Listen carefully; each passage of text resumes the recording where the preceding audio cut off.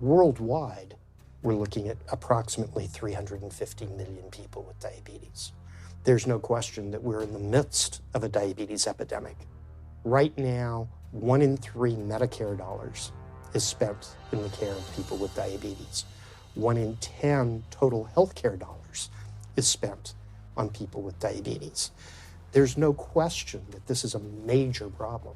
What in particular is the correlation with the diet and diabetes? I'm not going to get into that. Into diet? No.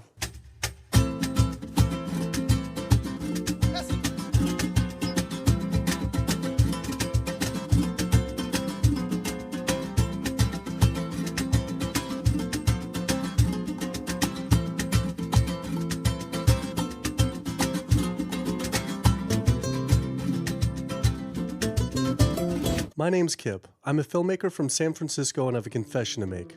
I'm a recovering hypochondriac. Like so many of us, I have a family history of diabetes, heart disease, and cancer. My dad had his first heart bypass at 49, his second at age 50. My grandpa died young from diabetes complications, and both my other grandpa and grandma died of cancer. I was always paranoid that I would also get one of these diseases. Like any good hypochondriac, WebMD Symptoms Checker was essentially my browser's homepage. Even in my teens, I took Metamucil every day and a daily aspirin. I read all the latest self-diagnosis books, I ate every multivitamin I could get my hands on, and I was obsessed with bodily functions. I followed all the large health organizations' recommendations for preventing disease. I exercise regularly, don't smoke, don't drink soda, get enough sleep, reduce stress, and grew up eating what I thought was a healthy diet. Until...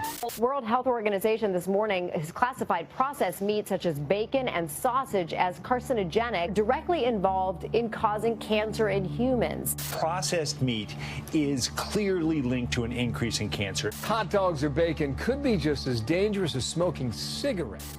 The World Health Organization had looked at over 800 studies from 10 different countries, finding a direct link to consuming processed meat and cancer. Just one serving of deli meats daily increases your risks of colorectal cancer by 18%. I had no idea that what we ate affected cancer rates, but I never felt like I had eaten a lot of processed meats until I realized that processed meat includes hot dogs, bacon, sausage, salami, ham, pepperoni, cold cuts, and deli slices, basically everything I grew up eating. The World Health Organization classifies processed meat as a Group 1 carcinogen, the same group as cigarettes, asbestos, and plutonium, and classifies red meat as a Group 2 carcinogen. Was this like I had essentially been smoking my entire childhood? If processed meats are labeled the same as cigarettes, how is it even legal for kids to be eating this way? I thought this was new information, but many of these studies had been around for 50 years. I couldn't believe I'd been eating processed meats virtually my entire life and was just now finding out how dangerous they are. Why hadn't I been hearing about it from the American Cancer Society, the largest cancer group in the nation? When I went on their website, I was shocked to see that none of this information was featured on their homepage. But even more shocking, on their Eat Healthy page, they actually encouraged eating Group 1 carcinogenic foods like processed turkey and canned meats. This is after the World Health Organization reviewed over 800 studies definitively linking processed meat to cancer. Thank you for calling your American Cancer Society. My name is Sam. I'm a cancer information specialist. How may I help you today? Hi, I was calling because I was wondering why you all recommend people to eat processed meat on your website, which the World Health Organization has classified as a Group 1 carcinogen, which is in the same class as tobacco smoking, asbestos, and plutonium. This would be like a lung association having a how to roll your own cigarette section on their website. It's kind of the same thing.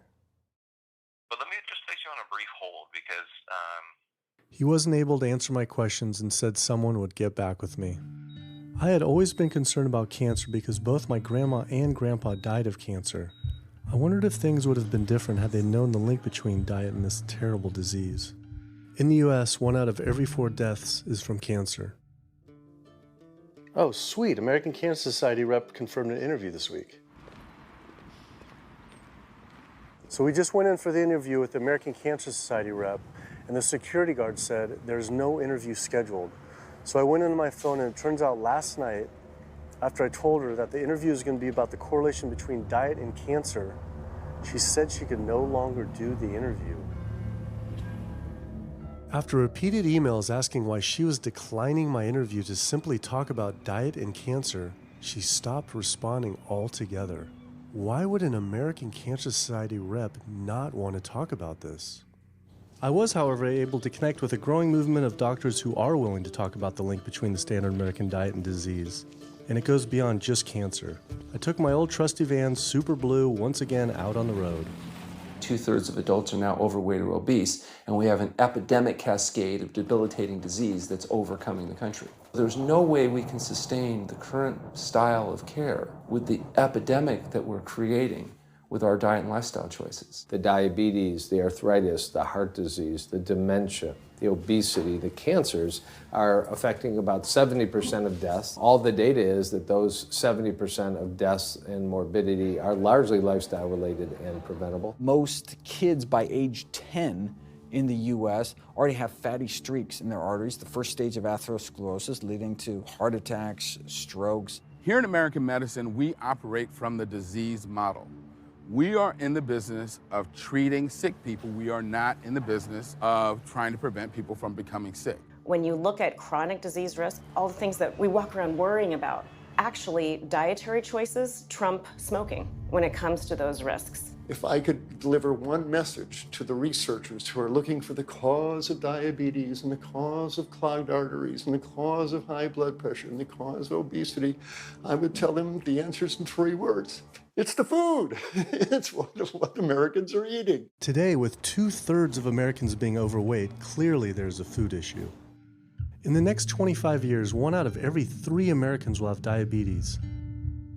My name's Michael Abdallah. I'm from Atlanta, Georgia, and unfortunately I was diagnosed about 10 years ago with diabetes, and 8 years ago I had 2 stents put in. I don't know where to go, I don't know what to do. You're just like out of options and you don't know what to do. You're taking medicine, you listen to this doctor, and the cardiologist says take this, and the endocrinologist says take that. Then your general practitioner doctor says you don't know what's going on here. And it's a real challenging thing, and it's something that you don't want to get. You just don't want to get it. Government and media almost exclusively blame lack of exercise and sugary foods as a cause of diabetes. But I wanted to talk with an actual expert on the role of diet and diabetes. I went to speak with premier physician, diabetes expert, and researcher, Dr. Neil Barnard. What role does sugar play in causing diabetes? It drives me crazy. Diabetes is not and never was caused by eating a high carbohydrate diet, and it's not caused by eating sugar. The cause of diabetes is a diet that builds up the amount of fat into the blood. I'm talking about a typical meat-based, animal-based diet. You can look into the muscle cells of the human body and you find that they're building up tiny particles of fat that's causing insulin resistance. What that means is the sugar that is naturally from the foods that you're eating can't get into the cells where it belongs. It builds up in the blood, and that's diabetes. I had never heard that meat was associated with causing diabetes. We had always been told that sugar or obesity caused it. Renowned weight loss bariatric surgeon Dr. Garth Davis, though, agreed. Everyone thinks that you get diabetic because of carbs. They did a huge study in that EPIC study, 500,000 people. Carbs consumption was inversely related with diabetes. In other words, the more carbs someone ate, the less diabetes they had. But meat was strongly correlated. Get that aha moment. The starches, the carbs are good for you. They're not bad for you. This idea that carbs make you fat is utterly ridiculous. Carbs cannot make you fat in and of themselves. We have storage in our muscles and in our liver for carbs called glycogen. So when we eat carbs, we either store it or we burn it. Now, eat fat, that goes straight to your fat. Your body can't turn those carbs into fat unless you're really overdoing the calories. Obesity, it's a death sentence. You're at much higher risk of getting cancer. You're almost certainly going to get diabetes. I mean, no one wants to fat shame, and we all want everybody to be comfortable with our bodies, but this movement to be comfortable with our bodies has made us comfortable with being sick, and that's a huge problem. I go into the hospital and I look around me, people on dialysis, all these sick people, and just about every disease in there is because of what people are eating. Here's the thing. If I eat a sugary cookie, The sugar lures you in like the Trojan horse, but waiting inside that cookie is a huge load of butter or shortening, and that's what fattens you up, and that's the part that leads to the diabetes. It's the fatty foods, not really so much the sugar. It's not that sugar is good for you. There's no nutrients in it. It's excess calories. But when you eat sugar, you don't get inflammation right away. When you eat sugar, you're not getting plaques forming in your vessels. When you're eating sugar, your body's going to store most of it as glycogen or burn it as calories. And so this focus on sugar has taken all the focus off meat, dairy, eggs, pork, turkey, chicken. People need to understand, if their child gets diabetes, you've just taken 19 years off their lifespan. We're talking life and death. I realized there was so much more about diet and disease that I hadn't ever learned. It felt as if this information had been practically withheld. Processed meat causes cancer. Sugar doesn't cause diabetes. I had doubt about the claims these doctors were making, so I did some searching on my own. Harvard researchers looked at 9 prospective studies finding that just one serving of processed meat per day increased risk of developing diabetes by 51%. The link between eating meat and developing diabetes became undeniable. But when I went on the leading diabetes organization's website, the American Diabetes Association, not only did they not have this information front and center, they were featuring recipes for red and processed meat. And on their recipes for healthy living, they had bacon-wrapped shrimp? What the hell? All right, send an email to American Diabetes Association, see if they'll get back to us. As destructive as diabetes is, it pales in comparison to heart disease. Over 17 million people die every year from cardiovascular disease. It is the leading cause of death around the world. Nearly 1 out of every 3 people will die from this disease. The amount of people who die from cardiovascular disease is the equivalent of 4 jumbo jets crashing every single hour, every single day, every single year. My name is Amy Resnick, and I'm from Swampscott, Massachusetts, a little bit north of Boston. And I recently went to my doctor for asthma because I had a very hard time breathing. And while there, she did some blood work, and one of the tests was C-reactive protein, and on a scale there was a scale of 1 to 3, 1 being low for cardiac event, 3 being high for cardiac event, and my number was 10.82. What does that mean? That means I am on the road for a heart attack, and she said probably within the next 30 days. 30 days? 30 days, if I'm going the way I was going.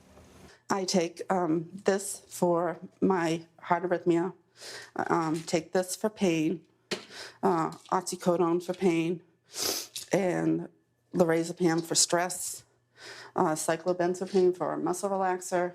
Also take Topamax and Prozac. And I also use a CPAP machine to help me breathe. And my asthma has been so bad this past year, I use it during the day as well to get some air. I am tired when I wake up. I'm tired during the day. I take a nap. I'm still tired. I can't breathe. And I know I need to make a change for my health, or else I'm not going to be here for my family. When we speak of heart disease, I would say the role of alcohol is pretty small. The role of sugar is very small too. Smoking is big, but the good news is that most people have quit or never did smoke. The problem with animal-based diet, its contribution to heart disease is huge, and it is pervasive. All this expensive imaging, procedures, bypasses, medication, none of which has one solitary single thing to do with the causation of the illness. So you die of a completely benign, foodborne illness that never had its causation treated. When we eat these kind of dead meat bacteria toxins, within minutes, you get this burst of inflammation within your system such that you basically paralyze your arteries. You get this stiffening of the arteries, their inability to relax normally in half. So it's not like decades down the road eating unhealthy, there'll be some damage. No, we're talking damage right then and there within minutes of it going into our mouth. Many people are given the diagnosis of Alzheimer's disease when it's not true Alzheimer's at all. The vast majority of people suffer dementia due to their tiny blood vessels in their brain clogging up up and their nerve cells being shortchanged of oxygenated blood. And guess where that blood vessel dementia comes from? Those little tiny arteries are clogging up from that steady stream of fat, cholesterol, etc. It's really quite clear from the standpoint of cancer and the standpoint of cardiovascular disease that animal protein plays an enormous role. Is chicken better? It's a question of whether you want to be shot or hung. The flesh food that I would eliminate from the American diet would be poultry, would be turkey and chicken. A brilliant advertising campaign has convinced people that, oh, it's white meat, it's healthier. The leading source of sodium in the American diet for adult is chicken. It can be labeled all natural chicken, but be injected with the salt water, having up to 800 milligrams of sodium. Heterocyclic amines are clear-cut carcinogens, and they can form in any kind of meat as it's heated, as it's cooked. But by far the biggest source is chicken. We sent researchers into fast food and family restaurants. Not only were there carcinogens in every single restaurant, but we found them in every single chicken sample that we took. If somebody brings their family in and they're buying a bucket of chicken, nobody tells them that there are carcinogens. If you're selling carcinogens to people, you've got to warn them that they're in there. But the American Cancer Society encourages people to switch from red and processed meat to chicken. Why would the American Cancer Society tell people to switch from eating one carcinogenic food to another when a Harvard University study showed that men with prostate cancer who eat large amounts of chicken increased their risk of the disease progressing 4 times? The number one dietary source in America of cholesterol is chicken because of the volume of chicken. You know, chicken's become grilled chicken and organic chicken. It's machismo, but it has nearly as much cholesterol per gram as red beef. So just on sheer volume, it's the number one source. Yeah, eggs being close behind. I'd never really thought about eggs much. I just thought of them as a standard part of a healthy diet. But then I found a study suggesting that eating just 1 egg a day can be as bad as smoking 5 cigarettes per day for life expectancy. The yolk of a hen's egg is the most concentrated glom of saturated fat and cholesterol. It is made to run a baby chicken for 21 days with no outside energy. It is pure fat and cholesterol. And when we put that into our bloodstream, it coats our red blood cells. Our blood gets thicker and more viscous. It changes our hormone levels. It raises our cholesterol levels. There's nothing healthy about eating the yolk of the egg. But I thought cholesterol and saturated fat wasn't an issue anymore. You know, these saturated fat studies that have come out trying to vindicate saturated fat, this is a campaign by the dairy industry, right? Number one source of saturated fat is dairy. It's not meat. 2008, the global dairy industry got together at a meeting and explicitly, read their agenda, was to neutralize the negative impact of milk fat by regulators and medical professionals, unquote. So what did they do? They funded studies. The main study that started the whole saturated fat media craze was funded by the National Dairy Council. The egg industry similarly funds studies that confuse consumers by making claims that eggs don't negatively affect heart function. That is, only when compared to eating a McDonald's sausage McMuffin? So what they're really saying is that eating eggs is just as bad as eating a McMuffin. When you eat foods like beef or steak or a processed meat, a hot dog, you're not just getting saturated fat. You're also getting other additional toxins that are in that food. There's heme iron, carcinogens, processing chemicals. This is all a lot more complicated than just looking at saturated fat. You know, the strategy is not on making their products any safer. The strategy is to just try to confuse the public, to introduce doubt. You know, there's a famous tobacco industry memo. It's called "Doubt is Our Product." That's all they had to do. They didn't have to convince Americans that smoking was healthy, right? They just had to introduce doubt. Then they would win.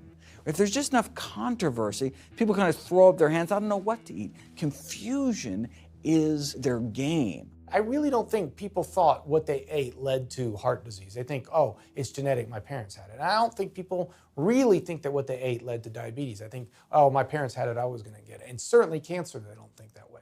People have bad lifestyles that they've inherited environmentally. They've been exposed to a certain way of eating and living that they've carried on into their adulthood, passed on to their children. That is why they go on to develop the same diseases that their parents and grandparents may have had before them. But it is not inevitable. Even if you have a genetic predisposition, doesn't mean it's going to necessarily manifest. And what determines whether it manifests or not may be those epigenetic variables, the things that you can control, the environmental factors, the dietary factors, the lifestyle factors. So we can actually change the expression of genes, tumor-suppressing genes, tumor-activating genes, by what we eat, what we put into our body. So, you know, even if you've been dealt a bad genetic deck, you can still reshuffle it with diet. I had always thought that I would develop heart disease at a young age because both my dad and grandpa had heart attacks. I was taught that they were genetic, but their heart attacks probably had less to do with genes and more to do with their diets high in meat. That's why when I went on the American Heart Association's Heart Healthy Recipes page, I could not believe they had an entire section on beef recipes. This was just like the American Cancer Society encouraging eating Group 1 carcinogens on their site.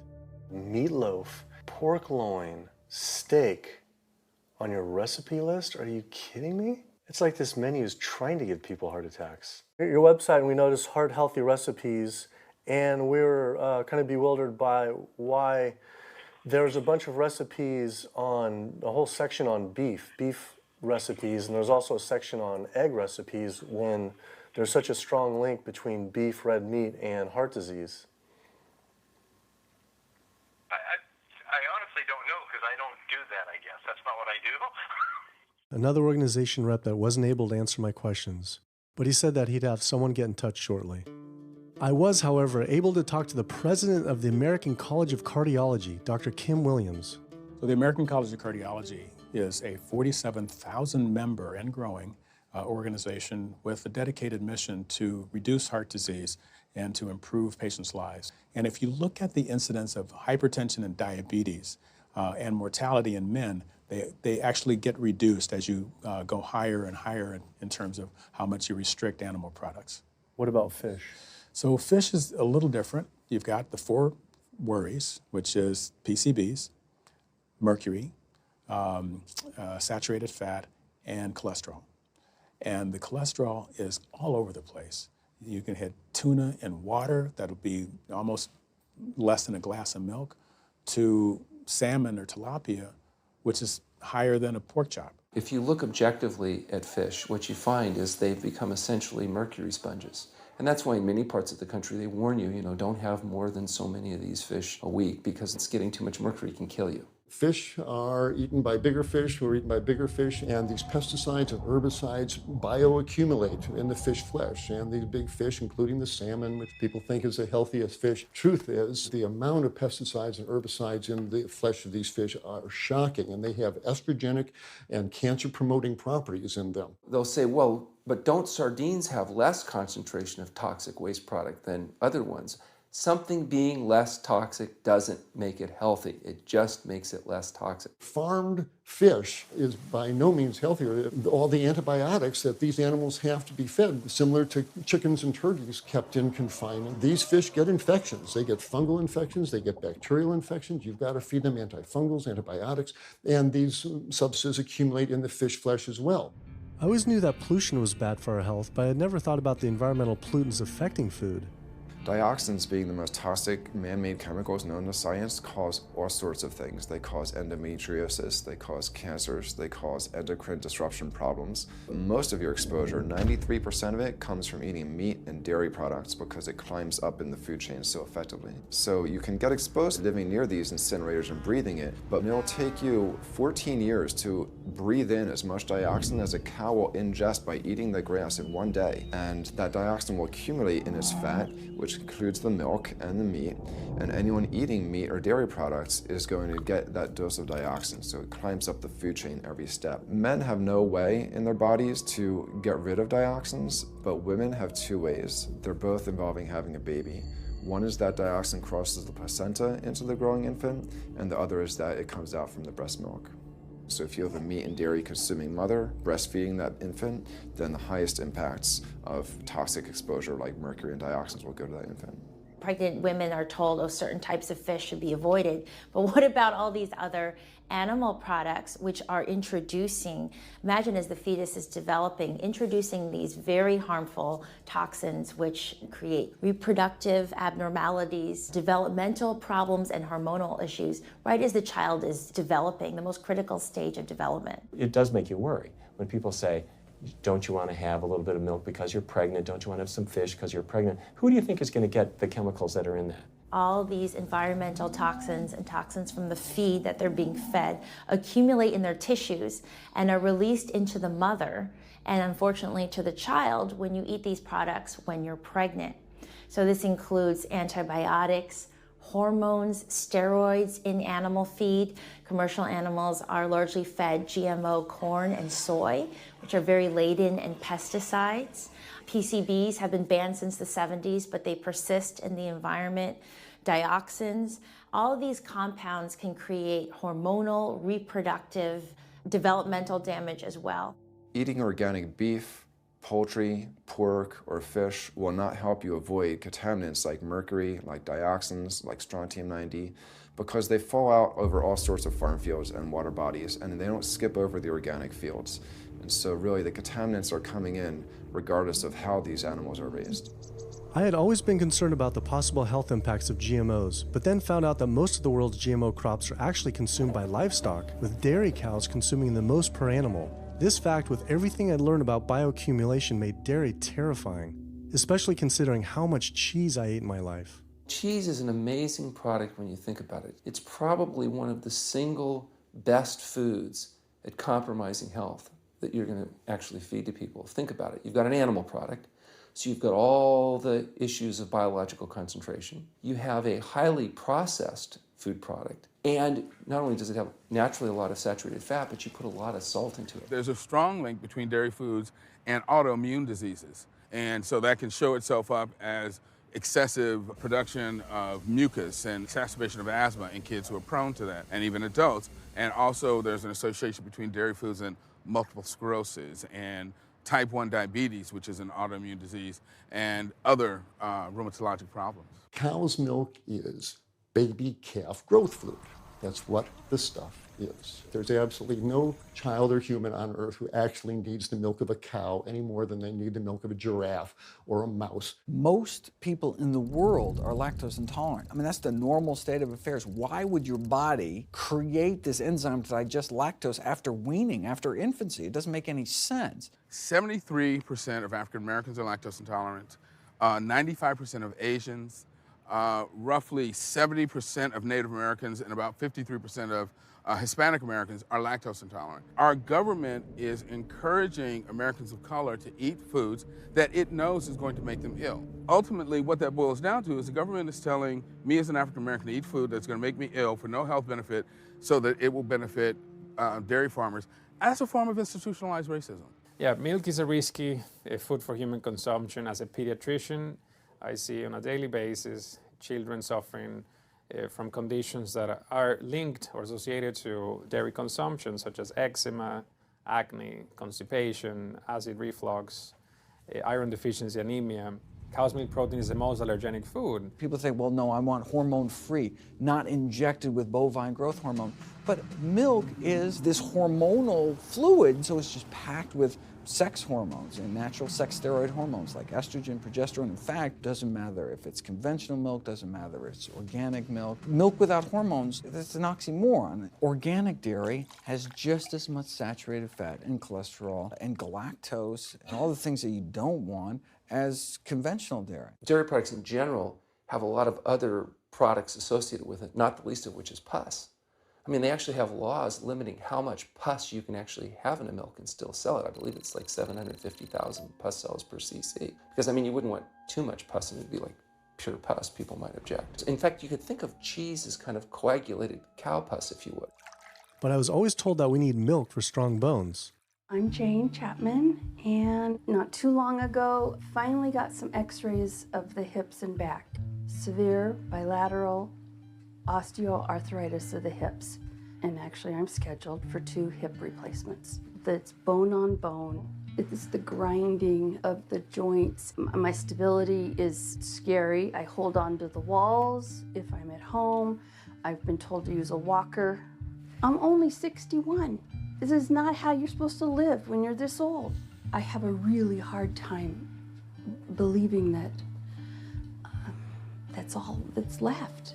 Researchers have studied bone development in kids and whether they get stress fractures and that kind of thing. And the kids who drink the most milk have 0 protection. Milk does not build strong bones. Harvard researchers have looked at a large group of older women. Over an 18-year period, the milk drinkers had 0 protection from fractures. So this old notion that somehow milk is going to build strong bones or protect your bones later in life, it's a myth. People that drink milk have higher rates of hip fractures, have more cancer, and live shorter lives. It turns out that countries with the highest dairy consumption also have the highest rates of osteoporosis, so clearly drinking more milk doesn't protect your bones. Doing more research, I found that dairy was linked to many different types of cancer as well. Just like many of us, I thought that the majority of cancer was due to genes, but only 5 to 10% of cancer is actually genetic. Any cancer is caused by a DNA mutation, but that's not enough. So that can cause that first cancer cell, but one cancer cell never killed anyone. 2 cancer cells never killed anyone. But 1 billion cancer cells, now we're running into problems. So we need to reduce the growth factors in our body, like IGF-1. Insulin-like growth factor 1 is this cancer-promoting growth hormone involved in every stage of cancer cell growth and spread and metastases.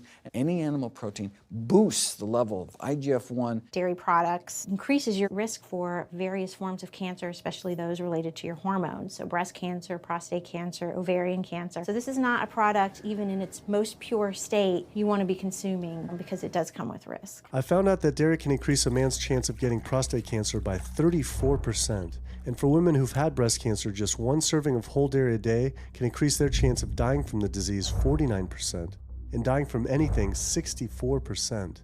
Why weren't breast cancer sites like Susan G. Komen warning everyone about this? For calling Susan G. Komen, this is Jocelyn. How may I help you? Okay, so we're wondering why you don't have a huge warning about the dangers of consuming dairy on your website when there's a direct link to breast cancer. There was a study published in the Journal of the National Cancer Institute that found out women consuming dairy who has had breast cancer increases their risk of dying of breast cancer 49%. I was wondering why it's not on your website. We cannot answer these types of questions. Once again, another health organization rep saying someone else would have to answer my question. Rather than risk being stood up again, I went straight to the local Susan G. Komen chapter to see if they would answer my questions.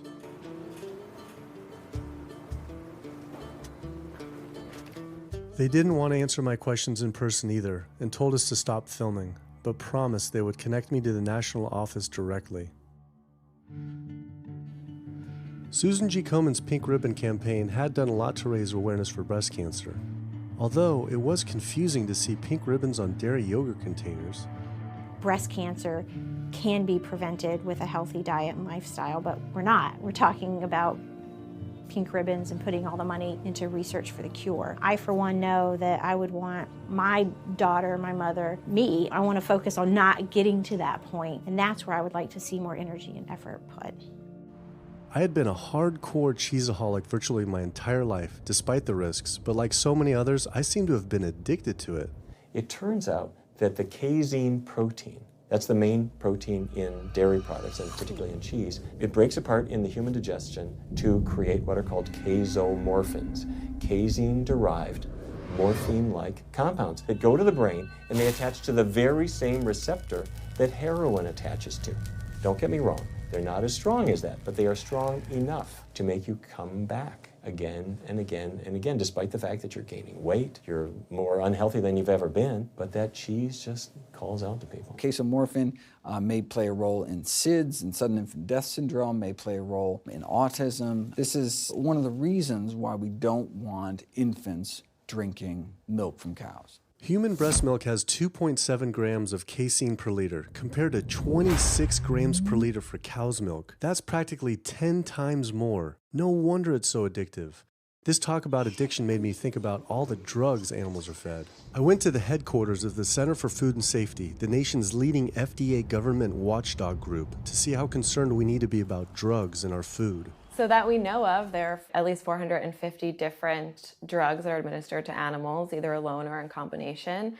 These drugs are given to animals for a variety of reasons, very, very few of which are actually beneficial to consumer health. We've got drug companies that work real hard to make sure they can sell lots of drugs to people raising cows, pigs, and chickens. The pharmaceutical industry sells 80% of all the antibiotics that it makes in the United States to animal agriculture. Antibiotic residues are found in meat, other antimicrobials are found in meat, there has been ractopamine found in meat, there's been hormones found in meat. So right there you're talking about 4 different drugs. It could be, in the same piece of meat.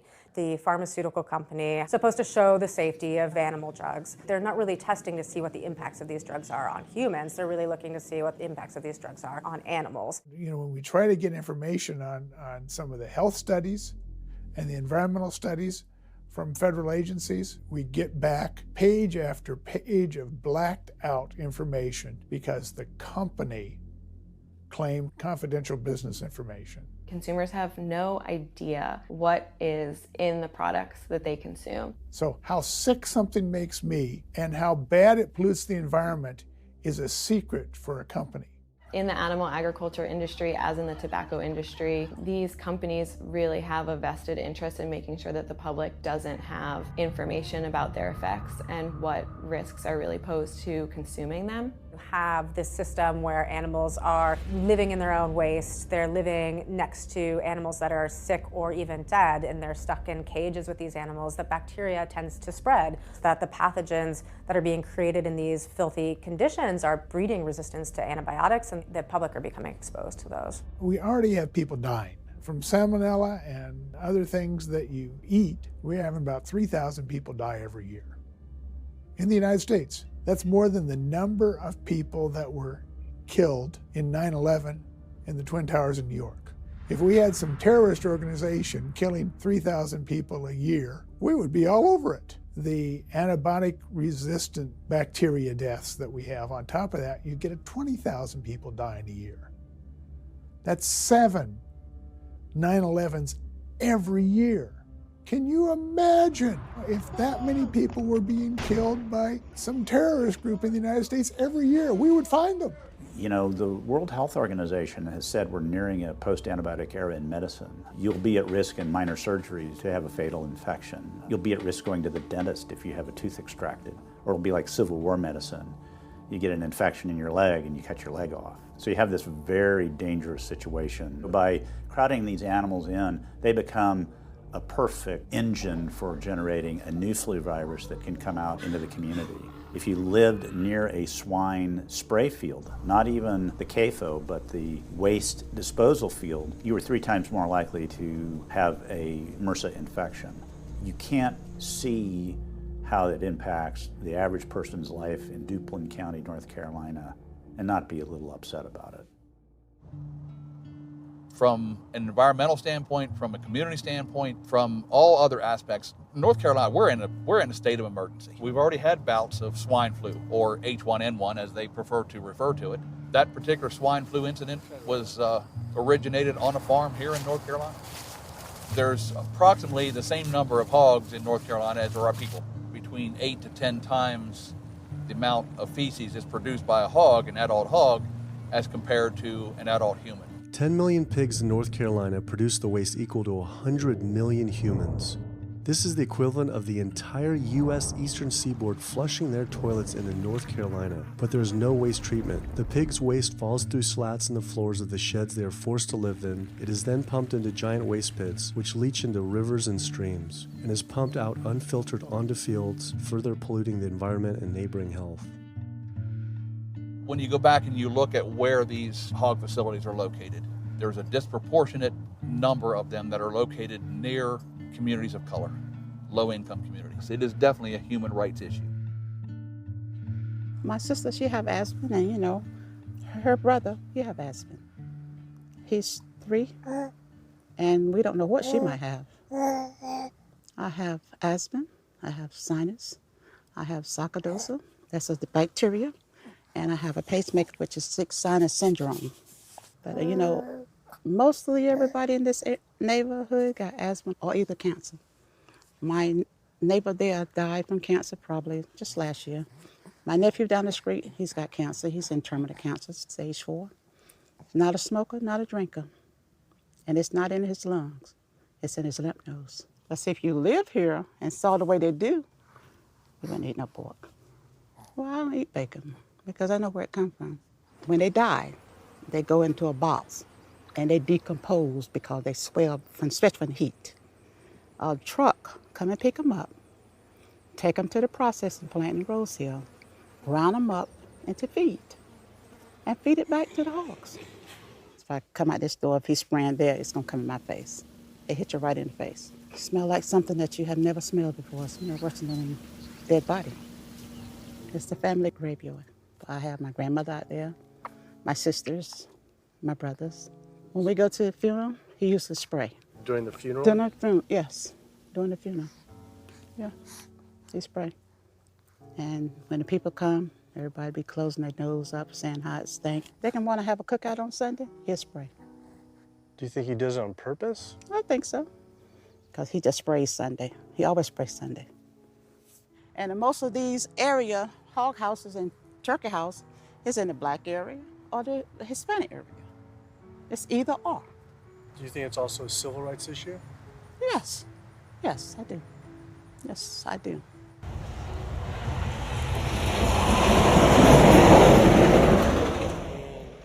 There have been times in the past that I have gotten ready on the Sunday, gotten ready to go to church and come out, and the smell was so strong that I had to go back and regroup because it got in my clothes and I just couldn't go to church smelling like hogs, you know. I just couldn't do it. So I don't think the government cares. They care more about cooperation than do people, individuals. And they're going to keep on, they're going to put more chickens in this state. This is the feast season. You're in capital of the world right here in North Carolina. My state, look, there's a blue line stream right here come into my property almost, and the Contentney Creek right here. I've seen that blue line stream now filled with feces and urine from that hog pen, and they can say, well, we feed the world. They're not interested in feeding the world. They're interested in making money. You take the money away from them, they'll let the folks starve. Because if you want to feed the world, you can feed the world with more corn, using corn and wheat and stuff like that, and you can meat. Meat is a luxury item. When we're doing things that hurt other people, we're wrong. But a lot of good people will sit there and eat bacon knowing that it's causing someone else to be very unhappy. I woke up the next morning to find the Burden River had experienced another massive fish kill from the pollution running off hog farms. Tens of thousands of fish were washing up on shore. All this talk about health, I realized that I was only focused on personal health. But health started to mean so much more to me. It was about health of my family and our communities. I couldn't under good conscience support an industry that I knew was harming others. Pollution from animal agriculture isn't just an issue in North Carolina, though. Raising animals for food produces more greenhouse gases than the entire transportation sector. It is a leading cause of rainforest destruction, species extinction, ocean dead zones, and freshwater consumption.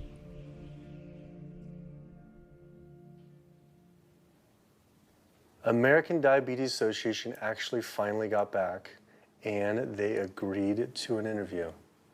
Preparing for their American Diabetes Association interview, I took a look at their diabetes diet and meal plan recommendations, and they were loaded with foods associated with causing diabetes. How could they expect people not to get diabetes if this was the food they were recommending? And then, I saw multiple peer-reviewed studies published on the National Institute of Health website showing that a low-fat, plant-based diet was more than twice as powerful at controlling and even reversing diabetes than the ADA recommended diet that included meat and dairy. Well, the mission of the American Diabetes Association is to identify a prevention and a cure for diabetes, but in the meantime, to improve the lives of all people who are affected by diabetes. And what's the best way to prevent this? For type 2 diabetes, it's unclear. We can't prevent type 2 diabetes in everybody.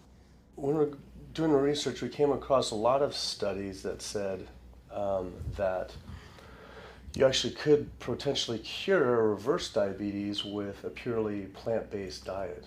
I don't believe there's sufficient evidence to demonstrate that. How does it compare to the ADA diet that you recommend? We don't recommend a specific diet. We recommend healthy eating. The one that's on the website. We recommend healthy eating. Do you have a whole list of exact day-to-day, the meal plan, the whole meal plan? All they are selections of foods to consider. We do not have a diabetes diet. But with that selections, that you consider that plan compared to a plant-based plan? No one's done that study. We found actually some studies, that a 74-week study found that low-fat vegan diet versus the ADA plan in type 2 diabetes. I think we're done here. I'm not going to get into an argument about. Oh no, I was just wondering the studies of if this is true or if it shows that. any diet works. Any diet works if people follow it. But if it's a diet that's not the proper diet, like if anyone follows a diet that they eat I can't tell you what a proper diet is. I can tell you what an improper diet is. So then we can talk about the good diets. I'm not sure why. I'm not going to get into that. Into diet? No. Why not? If that's where you want to go with this, I'm sorry, I'm not the person that you should be talking to. And why is that, though?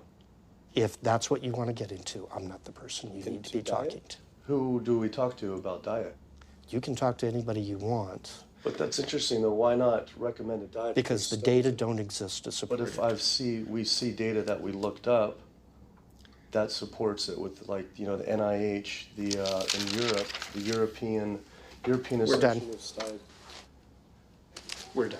I'm sorry. I'm not going to get into that argument with you. No, it's not an argument. I'm not going to get into the argument. Why is it an argument? It's just talking about in European study of diabetes and other places that have studies, why... There are lots of studies. Why is it even an argument? There are lots of studies in the literature, many of which have never been replicated or, frankly, are wrong. That's why we do peer review, okay? The European Association of Study of Diabetes has been peer reviewed? Or I don't know what study you're referring to, and in the absence of being able to see that study, I'm not going to comment. I could show it to you. I'm sorry, I don't have the time for that. I just don't understand why it's an argument, though. Okay.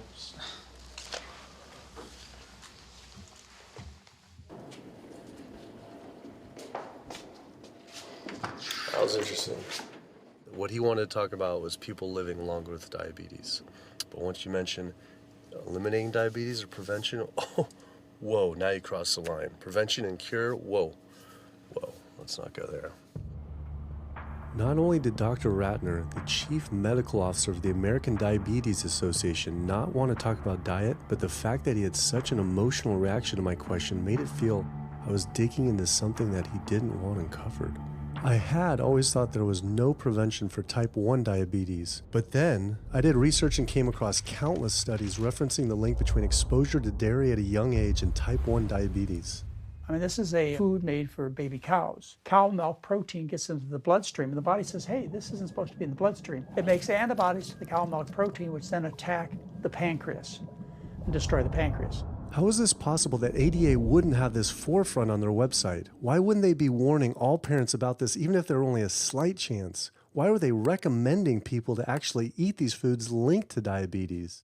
It seemed all of the large health organizations were encouraging people to eat the very foods linked to the diseases they're supposed to be fighting against. American Heart Association promoting beef, American Cancer Society promoting processed meat, pink ribbons on dairy products, and bacon-wrapped shrimp on American Diabetes Association.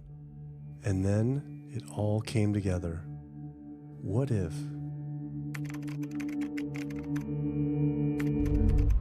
And there it was. The American Diabetes Association was taking money from Dannon, one of the world's largest dairy yogurt producers, Kraft Foods, makers of Velveeta processed cheese, Oscar Mayer processed meats, Lunchables processed kids meals, and Bumblebee Foods, makers of processed canned meats. American Cancer Society was taking money from Tyson, one of the world's largest meat producers, and Yum Brand, owner of Pizza Hut, KFC, and Taco Bell. Susan G. Komen was supposed to be fighting breast cancer, was corporate partnering with KFC, Dietz Watson Processed Meats, and Yoplait Yogurt.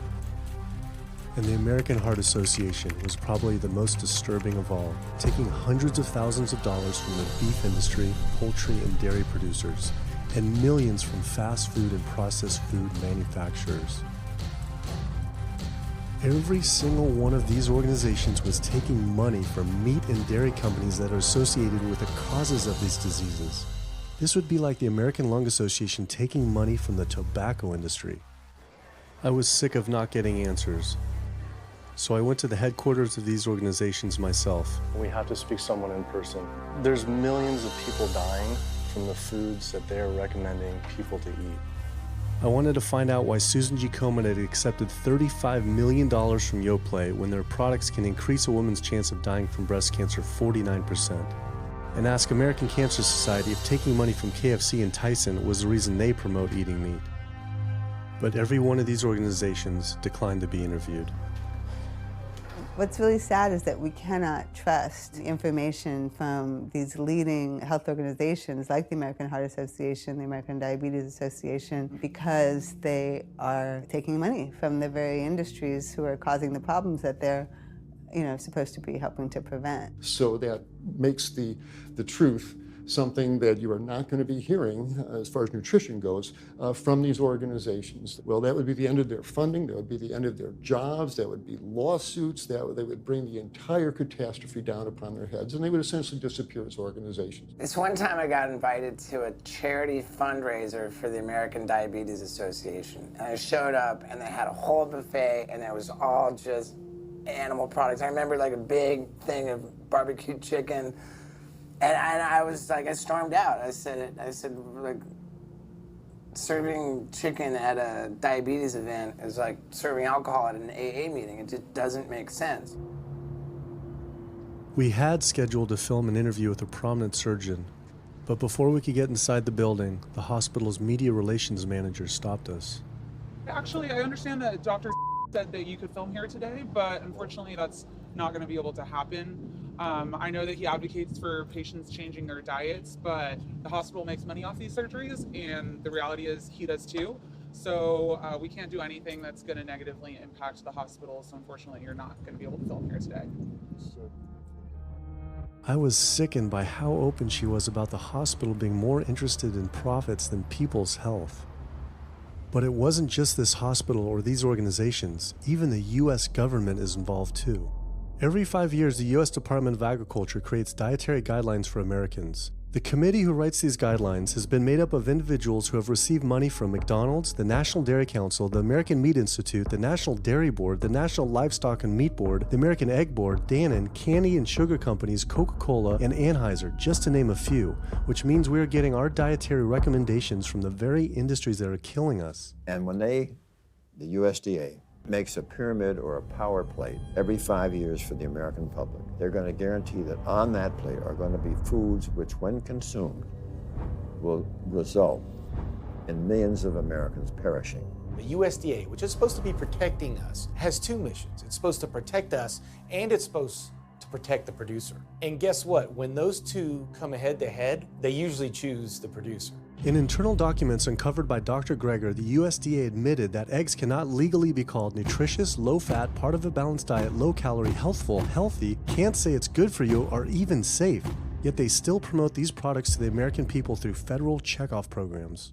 If you ask somebody if they've heard of a checkoff program, the odds are they haven't, although daily they are seeing the messaging that these programs produce. So checkoff programs are responsible for the messages that we see on TV, on the internet, on bus billboards and magazines that say things like, milk, it does a body good, or milk life, beef, it's what's for dinner, pork, be inspired, the incredible edible egg. The dairy checkoff program gave $12 million to Domino's to just market cheese-heavy products. And this is the USDA, this is the government. If you've seen those ads for the Pizza Hut pizza, the stuffed crust, or a pound of cheese, those are all government advertising schemes for the industry. How can we put more cheese on beef? How can we put more milk in a coffee? Things like that to just drive consumption of these just unbelievably unhealthful products. So McDonald's, for instance, has 6 people staffed full-time, according to records we've found, whose salaries are paid for by this government program, but funded by the producers who are regulated by it. And these 6 people sit there at McDonald's headquarters and just come up with ideas.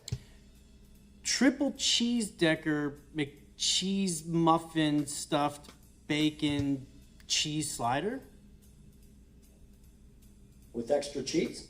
Nice. Yes. You don't think of it on a day-to-day basis that these are government programs. The Wendy's bacon double cheeseburger, government program. The steak fajita at Dunkin' Donuts, government program.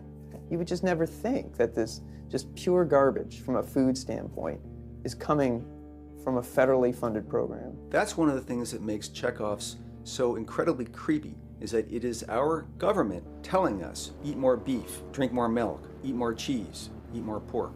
One of the very effective ways that the dairy industry promotes its products is to reach children because kids are impressionable, they're going to be consumers for their entire lives, and you might as well get them while they're young. So dairy spends at least $50 million promoting its products in public schools throughout the country with posters with people with milk mustaches and messages like milk it does a body good or milk life. Targeting young people, right? The tobacco industry had to keep replacing their customers who are dying with new customers. The meat industry knows they have to target young people. That's why we have these foods in schools and marketing messages at a younger and younger age for kids to get hooked on all the wrong kinds of foods. So there's all kinds of parallels. School districts where processed meats are all over the place. Maybe it's going to be bacon on the menu, sausage, hot dogs, or a pepperoni pizza. Any of those things are processed meats, and those are pretty much the worst of the worst with a direct link to colon cancer. And yet you have every day in the schools meal items with processed meats. If the Surgeon General puts warning labels on tobacco because of their cancer risk, why aren't the same warning labels on meat? Based on the publicly available data, we know they spend at least $557 million promoting their goods through checkoff programs. We know that they spend at least $138 million lobbying Congress. We expect that they spend a good deal more than that in figures that simply aren't publicly disclosed. The industry's lobbying power is so strong that they can create laws and push through legislation that doesn't benefit Americans in any way, such as ag-gag laws that criminalize whistleblowing or photographing abuses by this industry. Activists in the U.S. can be charged as terrorists for disrupting the profits of any business that uses animals under the Animal Enterprise Terrorism Act, to the even more ridiculous ones like cheeseburger laws. A cheeseburger law is a law that says a plaintiff cannot recover against a manufacturer, distributor, or retailer on the theory that the food made the plaintiff obese or caused an obesity-related disease. Cheeseburger laws are a direct response to a problem that the tobacco industry has had. Big Tobacco has paid $400 billion to state Medicaid programs. Cheeseburger laws proponents say, we don't want to see the same kind of thing happen to the meat and dairy industries. The fact that these laws are based on a model template called the Common Sense Consumption Act is actually ironic, because what they're saying is, you, the consumer, should have the common sense to know that our food is bad for you. I've often typified the meat industry to people who maybe don't understand its power and reach, as it's got all the money of big tobacco and big pharma, and it has the personality of the National Rifle Association. So any little thing that comes up, man, they beat it to death. Robert Martin wasn't exaggerating. When the profits of the egg industry were threatened by egg alternative company Hampton Creek Foods, extremely disturbing emails were uncovered by Ryan Shapiro and Jeffrey Light. We uncovered documents demonstrating the American Egg Board considers Hampton Creek, quote, a crisis and major threat to the future of the American egg industry. The American Egg Board considers a successful egg replacer company to be such a threat that they joke on their government email addresses about murdering the CEO. In internal government emails with the heads of the egg industry, they suggest having the CEO of Hampton Creek, Josh Tetrick, murdered, including a menacing email from the executive director of the American Egg Board.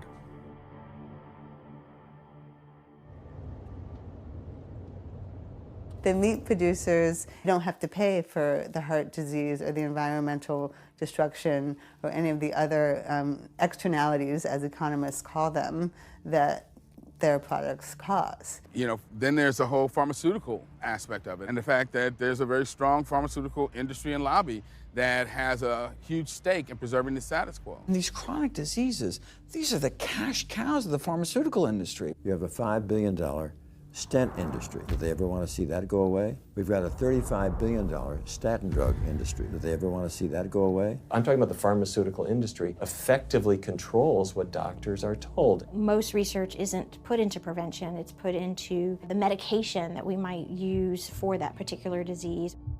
I'm on 2 different high blood pressure medicines, 6 asthma type medicines, even after 4 years of shots. And then another medicine to help take care of side effects from some of those medicines. I'm on high-level antidepressants, a couple of different pain meds for my back and hips. I'm taking about 16 drugs, not counting the insulin in the morning. I take insulin morning, insulin night, 32 to 34 units of insulin. Lantus to be exact. Some of these meds are for diabetes. This is for peeing. I have to use this for my prostate, and then I have to use this for the heart, and I have to use this for blood pressure. And it's just on and on and on and on. The doctors are telling me this is what I've got to do for my whole life, and it's frustrating, and it's very stressful, and I don't know how long my liver is going to last taking all this stuff. Under conventional medical treatment, whether it be for autoimmune disease or even conditions like high blood pressure or diabetes, you're told that you have to take drugs. And not just for a week or a month or a year. You're told you have to take drugs forever. You're guaranteed that if you follow your doctor's advice, you'll be sick forever. You'll never get well. That's the guarantee. Because the strategies are all about manipulating the symptoms, not dealing with the underlying cause. You come in with that diagnosis, you get a bunch of pills that have nothing to do with the disease causation, or you get these procedures that have nothing to do with disease causation. It's a deception. You say this pill will help you unclog your arteries, this one will save you from a stroke. No, it doesn't. The people who take the statins, etc., they still get their heart attacks, they still get their strokes. This does not reverse disease. This does not make plaques smaller. This is a fraud of massive proportions. In the US, treating chronic disease such as heart disease, cancer, and diabetes is a $1.5 trillion industry. That's the GDP equivalent of the 10th richest country in the world. I went back and dug deeper into the health organization's funding, and there it was again. These organizations were accepting millions of dollars from pharmaceutical companies that are making billions of dollars from the very same diseases these health groups are supposedly trying to end. It seemed like a major conflict of interest, unless ending these diseases isn't really the goal. The pharmaceutical industry spends more money on lobbying than any other single industry. Just like animal agriculture, they are so powerful they write their own laws that have had activists imprisoned to silence them. Government's in bed with anyone that gives them the most money, which is the pharmaceutical industry, which is the animal ag industries. Like, they are pumping the government full of money and resources, and in return the government's giving them what they want: subsidies, imprisoning activists that go against them. And I think it's quite telling that these industries are working so hard and spending so much money to criminalize people for simply taking a picture, for simply recording what's going on inside of these facilities and making it known to the public. They're behind walls, they're underground, they're in these secret facilities that no one knows about. But if they did, they would be shocked and outraged. And I think people would not want to think that their pharmaceuticals, that their food are coming from these places. And that's why I think the ag laws are what they are, is because they are trying to silence people into not speaking out and not showing the truth. I finally realized how deep the collusion truly is between government and these industries, and how dangerous it could be to expose them. These concerns intensified after meeting the USDA whistleblower who revealed mad cow disease in the US meat supply. USDA operates like the military. So when I got on TV and that, right away USDA sent out memos to all the veterinarians and food inspectors. If anybody from the media ever contacts you, do not talk to them. Refer them to Washington, D.C., and we will talk to them. So right away, shut up everybody.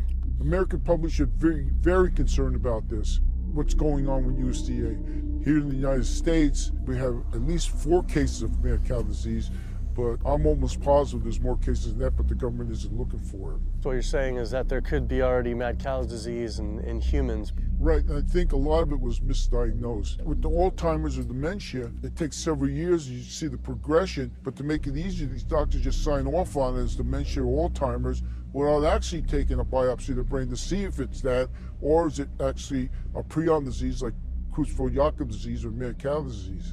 Do you think it's safe to eat meat? I personally don't think it's safe to eat it because of the fact how the line speeds are increasing, and also our inspectors are not well trained enough. At the present time, the line speed now is going about 220 cows an hour. That gives you about somewhere around 4 cows per minute, so that's 15 seconds per cow. These dangerous slaughter speeds means that animal waste ends up everywhere. Testing shows 88% of pork chops are contaminated with fecal bacteria, 90% of ground beef, and 95% of chicken breast sampled contain animal waste bacteria. There is nothing clean about eating this way. But it just isn't waste, it's also pus-filled infections. You can see there's a bump or some kind of abscess underneath the hide.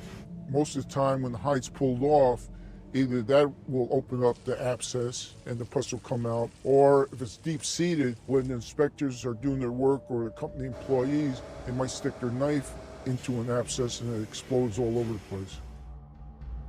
I had heard enough. I was utterly disgusted by the corruption, the greed, the disease, and the abuse I was learning about.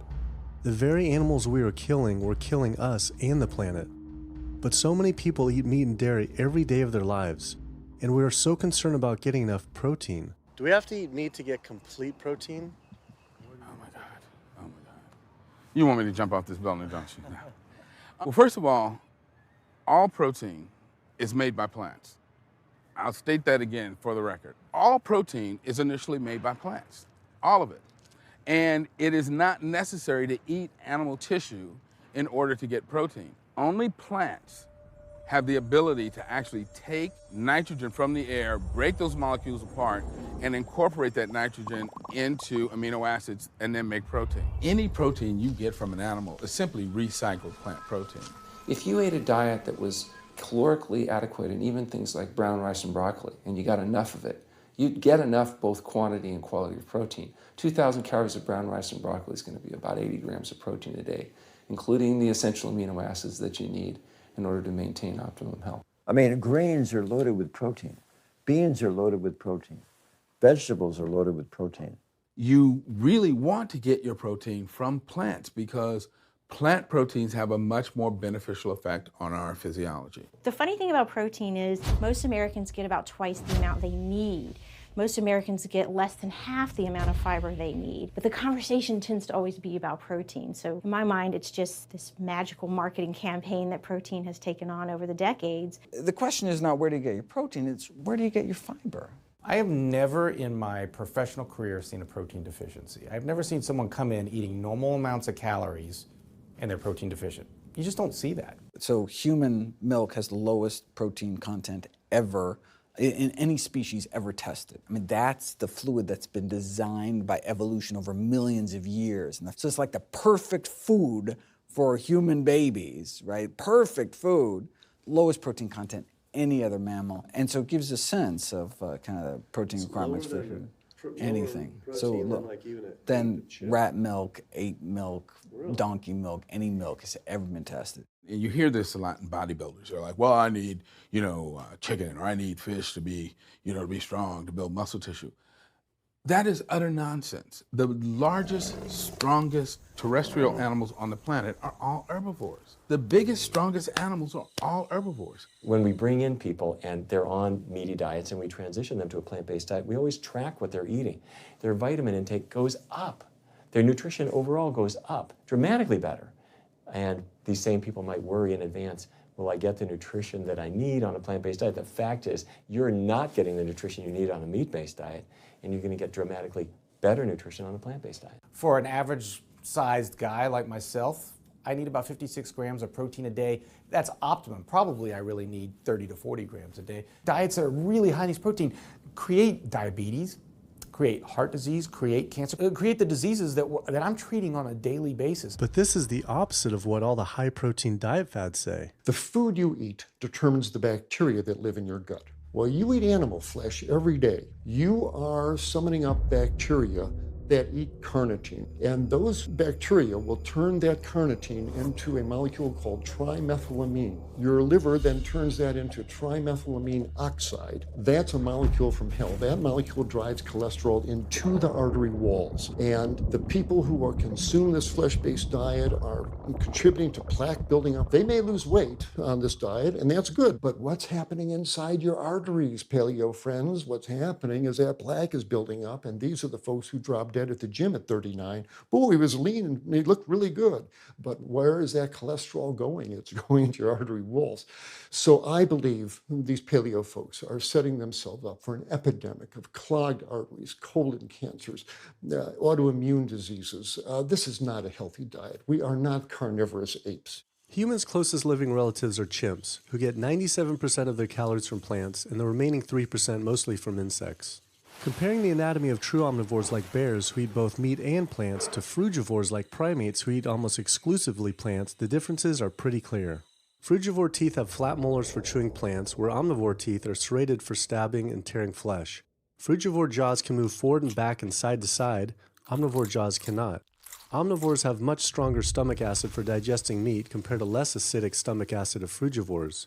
The intestines of frugivores is 9 times their body length compared to 3 times for omnivores. This is because meat will putrefy in the gut unless it is moved through quickly. If humans were indeed true omnivores, we would need to change our physiology and appearance quite a lot.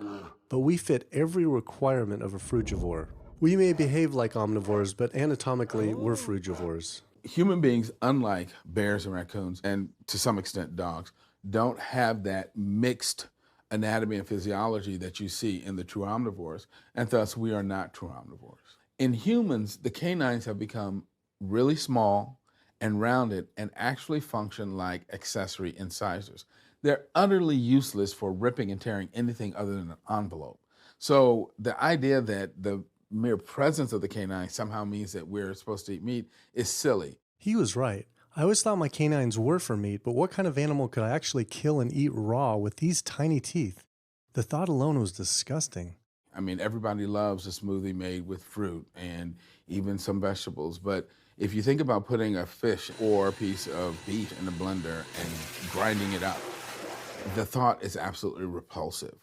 All these diseases I had learned about were from eating a diet our body wasn't designed for. What would happen if we started eating a diet our body actually was designed for? The data is crystal clear that you can stop and reverse heart disease with plant-based diets. Scientifically shown, I've seen it in my own patients. People who adopt low-fat plant-based diets can actually reverse their heart disease, and that literally means watching the plaque start to go away, something they didn't think could happen. My experience with patients is, and those studies show, that when people adopt a fully plant-based diet, their cholesterol levels plummet within a few days. And if you do blood tests in a couple of weeks, you'll see dramatic improvements. Yes, your numbers are going to look great within a week or two. Your cholesterol can come crashing down. In fact, if you're on medications, your doctor may have to pull off your blood pressure medications so your blood pressure don't drop too low because it can work too good. Like that, the side effect is not having to take drugs. In a groundbreaking study published by Dr. Esselstyn following patients suffering from cardiovascular disease, 99.4% were able to avoid major cardiac events by going plant-based. Because it's not just heart disease. It's hypertension, it's diabetes, it's strokes, it's heart attacks, it's several of the autoimmune diseases, lupus, asthma, GERD, osteoporosis. I mean, there's a multitude of diseases, even rheumatoid arthritis. It can be so dramatic. When you see these poor souls with just absolutely crippled with rheumatoid arthritis go plant-based, then they come off their medication. I wanted to follow up with Jane Chapman, who had been suffering from severe osteoarthritis, and I could not believe what I saw after only a few weeks of fasting and changing her diet. So those are so amazing. See, like this only a few weeks later. I know. From going from the walker, needing wheelchair assistance at the airport, to strolling down the street, enjoying the fresh air, the sunshine. 2 weeks. It's all it took, 2 weeks to get off all the meds and start to feel the inflammation just kind of drain out of the body, where the movement was much easier. Just a lot of healing occurred very, very rapidly just by doing the right things for your body.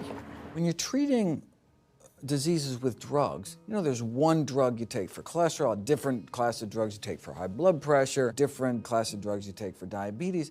But with diet, a plant-based diet affects all these diseases, one diet to kind of rule them all. The impacts of eating this way go far beyond ourselves. By getting rid of heart disease alone, we would save up to $48 trillion in the USA, 3 times the US GDP. Conditions like high blood pressure, you don't have to take the drugs the rest of your life and be sick forever. What you can do is live in such a way that it gives the body a chance to heal itself. We took 174 consecutive patients with high blood pressure, and 174 people were able to lower their blood pressure enough to eliminate the need for medication. For inflammatory bowel disease like Crohn's, the best remission rates ever achieved through a plant-based diet. MS, multiple sclerosis, the best results ever achieved compared to any medical, surgical, any kind of intervention was a plant-based diet. You can see that with every sequential reduction in animal products, people live longer, they have less heart disease, they have less cancer, they have less diabetes. You can actually take human cancer cells, put them in a petri dish, and you can drip the blood of those eating vegan, get about 72% suppression in human prostate cancer cell growth in vitro. They wanted to try this again with women and breast cancer. So they said, let's see what a plant-based diet can do. After just 2 weeks, their bodies cleaned up. You drop their blood on the same carpet of cancer cells. You can clear off the whole plate. This is after just 2 weeks eating healthy, which raises the question, what kind of blood do we want in our bodies? My background is in industrial and systems engineering, and that was my career path for a long time until I got thyroid cancer, and everything changed from there. I decided that I wanted to try alternative methods and treatments rather than have surgery and have my thyroid removed, which meant I'd be on medication forever, and I didn't want that. I just started reading how a plant-based diet can heal the body, and it has worked for so many people. So I immediately just switched to a completely whole food plant-based diet. After a year, the cancer was completely gone, and my thyroid had shrunk to normal size, and I was completely free of that.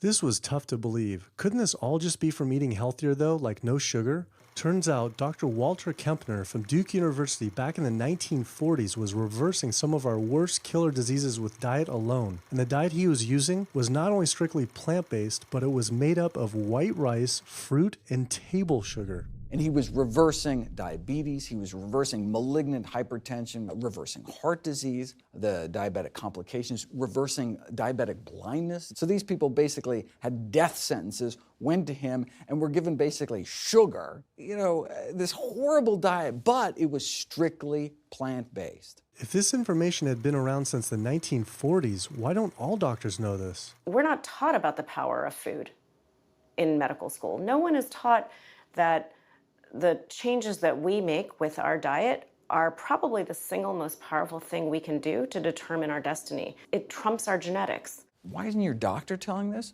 Odds are your doctor never learned any of this. In fact, there was even a bill introduced just mandating physicians get 7 hours nutrition training every couple years, just to kind of stay on top of it. And who came out against that? The California Medical Association. Even the family physicians, the surgeons, all the mainstream medical groups came out opposed. It's 7 hours, that's a lot, even if it's over 1 4-year period. So they're not just kind of neutral, but they're actually actively opposing nutrition education. Ironically, when patients come to doctors with questions, they assume that the doctor knows something about nutrition, and so it's kind of a double whammy that doctors haven't been taught much about nutrition. Why don't we hear about this from dietitians when nutrition is their entire specialty? Turns out the American Nutrition and Dietetics Association puts out nutrition fact sheets written by the industries themselves. The industries pay $20,000 per fact sheet and explicitly take part in writing them.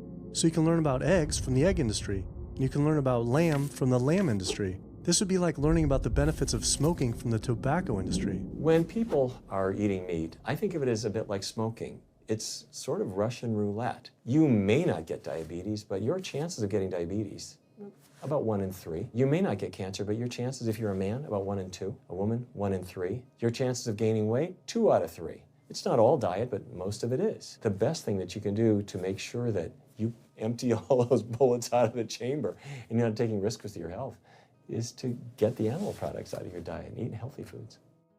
I came to True North to help me with my asthma and to lose a little weight, and it's amazing. Just in 2 weeks of changing my diet, don't have to take any asthma medication, no antidepressants, no pain medication, no heart medication, nothing, no medications at all. And it's just incredible. I was taking Oxy and Advil, and I was taking 800 milligrams of Motrin 3 times a day just to get through the day because I was in so much pain. And now, nothing. Wow. Nothing at all. 2 weeks. 2 weeks, So 14 days. All that medication, you're completely off. Completely off everything. It's just been so frustrating to me because I went to so many different doctors for help, and I tried so many different medications to help me with my asthma, and nothing helped, and I was stuck on the couch for the last 10 months, unable to breathe. And now in 2 weeks' time, 14 days, I'm off my medication, and I can breathe, and I feel good, and I can walk. My life has changed, and it only took 2 weeks of a whole plant-based diet. That's incredible. Yeah. That is incredible. It really is. That's amazing. It really is. I feel so blessed and so good and just so happy to be doing this, and I'm hoping that I can be a role model for other people and not be pushy about it, because everyone's going to do it in their own time. But thank God my time is now. So. Thanks. Thanks. As powerful as Amy's story was, I knew for some, eating 100% plant-based would still seem extreme. I think there's this sense that everything's okay in moderation, right? But we haven't seen that moderation works. There really isn't a study that shows that by eating meat and eggs in moderation, you can actually turn your heart disease around and get better. But I know people who've given up meat and they felt sick. Yeah, it's unlikely that anybody's symptoms are caused by a dead, decaying flesh deficiency. The lack of highly processed animal food products in the diet is not going to be associated with the causal factor about why they're sick. There is going to be a reason why they're not feeling well, but that's not going to be one of them. So I've had people go vegan and they come back to me and they're like, I'm hypothyroid and my doctor says I'm hypothyroid because plant-based diet makes you hypothyroid. I'm like, so what does your doctor tell all his meat eaters that are hypothyroid? Boy, what's an animal flesh or dairy that you can't get in plant-based? Cholesterol, heterocyclic amines, E. coli. You know, if you think about it, there is nothing in an animal-based diet that you can't get in healthier form somewhere else. The only other vitamin is vitamin B12. It's not made by plants, not made by animals either, made by little microbes that blanket the earth. So because the way we live in our sanitized world, unless you're eating bacteria-contaminated foods, we need to get a source of B12 from somewhere. And so the healthiest, cheapest, safest source is to get a vitamin B12 fortified food or vitamin B12 supplement, not to get it from meat and dairy. What about people who say they have to eat meat for their blood type or their genes? I mean, it's like I need meat because I'm a Capricorn, or I need meat because I have an A+ blood. I mean, it's like, what do you say? No one has to eat meat. I mean, there's no vitamin, mineral, nutrient that you can't get from non-animal sources. Valentine's Day, I decided to go vegan and give up all meat, which was never in my thoughts in a million years, but I've heard so much success from people that are vegan. And so I gave up all animal products whatsoever. I've lost 29 pounds. I've been able to cut my meds in half. I've been able to cut my insulin in half. And now I'm going for the moon. I'm going to cut it all out. In the last 6 weeks, we've just had 3 grandchildren. And my ugly face is going to be around to see them graduate from high school and college. I'm going to be here. My mission is to let everybody know you do not have to suffer from diabetes and cancer and heart disease because someone in your family had it or because the doctors are telling you this is what's going to happen. You can take charge of your health and have a positive outcome just like I did. The reason I'm so committed to this is, my grandmother had diabetes and I didn't know what I know now about healing the body. And if I did, I feel like she could have lived at least a few years longer. And so it's in her honor that I do what I do. Because I could save someone else's grandmother, aunt, uncle, father from that, So I'm excited about getting the message out there. There's a common belief that eating plant-based is expensive. Not at all. It can be done in a very inexpensive way where you buy foods that are in season and you shop in the bulk bins, and that saves a lot of money. You can eliminate a lot of your expenses on your grocery bill by not buying meat and dairy because those things are expensive. Our meal plan for a family of 4 is $25 per person in the family. 2064 is your total. 2064, whoa. That's for an entire week of food. Really? An exploding movement of elite athletes are utilizing vegan diets to heal injuries, speed recovery times, and enhance their performance. Before I was vegan, I was only bench pressing 315 like 5 times. Then after going vegan, I was doing 400, 425, 465. And I was like, oh my God, this is amazing. I'm vegan and I'm bench pressing 465 pounds. This is ridiculous. And as soon as I went vegan, tendinitis started disappearing. My strength in my right arm started coming back. High blood pressure was going down. You can't be strong and be dying on the inside. That's not strong. That's weak. That's really weak because yeah, you look big and strong on the outside. Yeah, big man.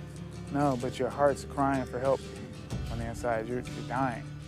I'm a professional parkour athlete, a two-time world freerunning champion, and more recently I got into Ninja Warrior where I'm captain of Team Europe as we won USA versus the world. For something like Ninja Warrior and parkour specifically, you really need to have a good strength to body weight ratio. So I was carrying mass that I really didn't need. And when I went vegan, I lost 15, 20 pounds. I was more agile, I was more efficient, more stamina in my body. Just that extra bit of pop that I didn't have before, it just gave me that extra strength. So this is a very vibrant way to live. It can enhance you as an athlete. For me, 100% better athlete than I was before. It unlocked a whole new chapter of my training. The science is there, the health is there, the athletes are there proving that you don't need to eat dead animals to be strong, to be healthy. I started working out when I was 47 years old. All the muscles you see, I gained as vegan. I gained 15 pounds of muscles on my body, eating all plant-based vegan foods. All the aches and pains in my body, it just went away. Because I'm not ingesting so many inflaming foods, the acidic foods that animal products are. Gorillas, rhinos, and elephants, they all get their muscles and strength from eating plants. That's what I do. I travel all around the world for my surfing, and I've always been able to eat vegan. I feel like if you want something, you can make it happen. I just don't make any excuses. I would never not be vegan now that I know all the benefits and now that I know how it feels to be vegan. Every aspect of my life has been improved by adopting this lifestyle. I feel better, I perform better athletically, I sleep better, my energy with my kids is better, my focus at work is better, everything is better. My skin cleared up, kept myself trim for 9 years now doing this. All I can tell you is that I felt and I continue to feel better than I ever felt before. My friend Jason Lester and I were the first people to do this challenge called Epic 5, which entailed doing 5 Ironmans on 5 Hawaiian islands in under a week. An Ironman is a 2.4-mile swim followed by a 112-mile bike and then running a marathon, 26.2 miles after that. So we did 5 of those in a row on 5 different islands in a little under a week. Yeah. You almost die? Yeah. Didn't die. So I guess the famous question, where did you get your protein in there? From plants. Like so many people, I was looking for excuses not to change my diet. But once I finally did, I felt liberated. Within days, I could feel the blood running through my veins with a new vitality. Within weeks, I felt a transformation throughout my entire body and mind. Not only could I survive on a purely plant-based vegan diet, I could thrive. I felt amazing. I competed in my first marathon in 6 years, training half the amount and beat my personal record by 23 minutes. Less than a month later, I did my first full Ironman. Although I could possibly get away with eating a little bit of meat and dairy without ill effects to my personal health, I could no longer willingly support an industry I knew was causing so much suffering to communities, families, and all life on the planet. A whole new world opened up. I felt whole again, connected to a greater sense of what true health is, and where true health doesn't end with me, but begins with us. If people adopted a plant-based diet, the changes we would see in our individual health, in our national health situation, and in this physical environmental world we live in would be so profound. I mean, today, you can say, I'm not going to eat that stuff anymore. It's one thing that I can do myself personally to make a difference. It will give you a greater sense of well-being and happiness when you know that, one, you're not destroying your health every time you sit down to eat, you're not promoting cruelty, and you're not damaging the earth. I don't want my gains to be at the detriment of the planet of other things. And yet I'm not weaker, I'm stronger. That's the beauty of it. When you're altruistic, when you make choices for the greater good of others, it comes around, benefits me as well. It benefits us all. Studies show that we can not only survive, but we can thrive. I just feel this is a great way to live, not harming other beings when we can be healthy and happier. I love it. It's a great life. I never thought that I could feel this good at this age, and I just want everybody to feel this way. I feel like a 20-year-old. I'm almost 50. Nothing tastes as good as healthy feels, basically. And so the choices that we make every single day, day in and day out, around our food, has the capacity to bring us true health and optimal wellness, not just individually, but collectively, as a species and for our planet. We're not going to live forever, but while we are alive, we can live well. And for me as a doctor, that's what I want to see. Where there's a will, there is a way. And I believe that.